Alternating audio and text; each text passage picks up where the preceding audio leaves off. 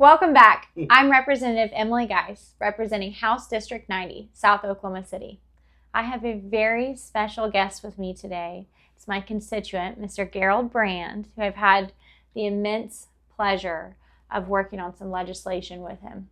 We are some really exciting news, and I'm going to let Mr. Brand here tell the news. The Patient's Bill of Rights is signed into law today, and it's exciting. I'm still overwhelmed that it got put into law. Yeah. I feel that way too. Now, how long have you been working on this? It's been roughly about 4 years since it's actually been 5 years since my wife passed away, and about 4 years that I've been working on the legislation to get this done. And it's spending a lot of time up at the Capitol and getting to know people. And I want to thank Emily so much for her hard work, getting it to this point. Yeah. Well, thank you. It's been an honor. It's been an honor to work with you. This bill is called the Lori Brand, in honor of Gerald's late wife. So this is the Lori Brand Patient's Bill of Rights. And this bill codifies in statute that patients will be treated with respect, with dignity, that they'll have informed care, that they'll have a say in their care. And one of the most critical pieces for us is also that they'll have a patient advocate, that they're allowed to have someone by their side and to help them in their most vulnerable state. Tell me more about your experience and how you and your family went through immense pain in losing Lori, and how you've turned that pain into purpose. She had a rare autoimmune disorder, and it flared up about the time COVID started, and she was in the hospital. And at first, before they locked the hospitals down, we could rotate somebody there to advocate for her and to make sure everything was going the way it should have. And when they locked the hospitals down, they kicked everybody out of the hospitals. And she was in such a state that she could not advocate for herself. And the communication between the hospital and us was really terrible. And she finally, they called me and said I had to make a decision on what to do. And, we had to go up and, take her off of all the life support stuff and let her pass away. And the last 3 days she was alive, we really never have found out what went on. And it's, before this law, there was no way to find out anything. Nobody could answer any questions. There was no place to go with complaints. At least now this is a start. Yeah. Part of the law does talk about access to the medical records in a timely manner. That was something that you struggled with. And then also another piece is that the hospital must inform the family and the patient of their complaint process. And that was a component that was complicated in your story. You didn't know, and navigating it from the outside really caused issues and has left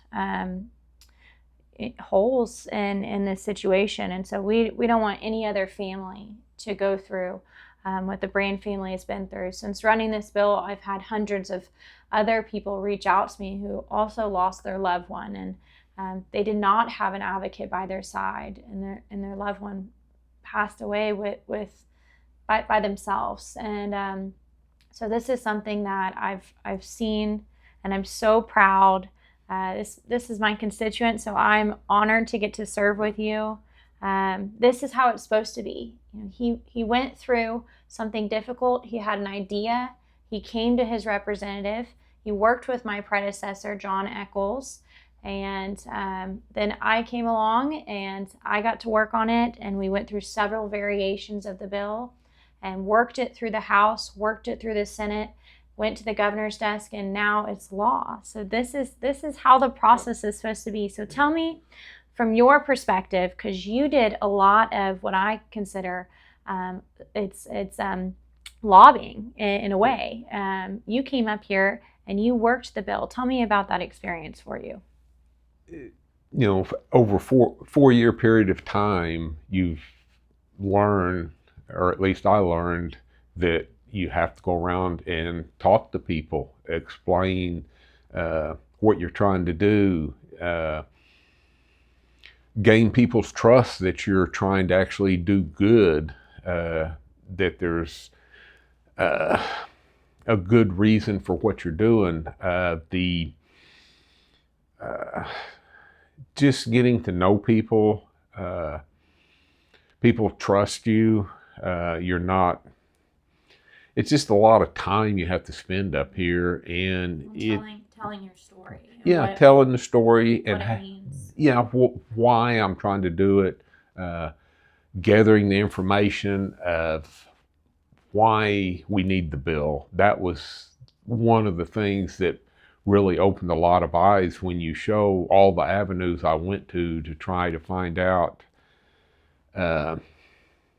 information, and there was no avenue for to get any answers or nobody to file a complaint with, and it was just all an endless circle. Mm-hmm.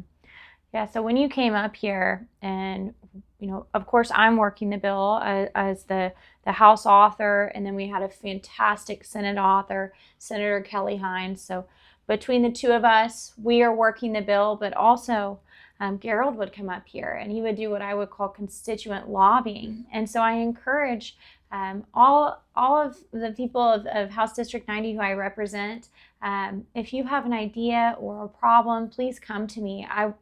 I represent you, and I want to hear from you, and I want to work on legislation that impacts our families, that impacts House District 90, and makes Oklahoma better. So I'm so proud. I'm so honored. It's truly in my first session getting to do something that is work on the Lori Brand Patients Bill of Rights, something that has never been done. We have no Patients Bill of Rights existing in statute. And now, as of today, because of you, because of your family, because of your advocacy, no other family is going to have to go through that. So I want to thank you. Thank you. It's, I still don't believe it. I mean, it's going to take a day or two for it to sink in after 4 years of fighting to try to get it done. And I want people to understand you can get something done. You just have to be passionate about it and not give up on it. It can be done. Yeah, I'm so proud of you. So proud of you, and it's an honor to serve. Well, thank you guys so much for tuning in. Thank you for listening to the Brand family story. Thank you for supporting me. Thank you for supporting this incredible piece of legislation. We've only got 1 week left of session, and so we'll be heading into the interim season here. And during the interim, I look forward to getting to know each and every one of you better, your families, your businesses, listening to your ideas and your concerns, and finding ways that we can make Oklahoma better. Thank you so much. Have a wonderful day. Until next time.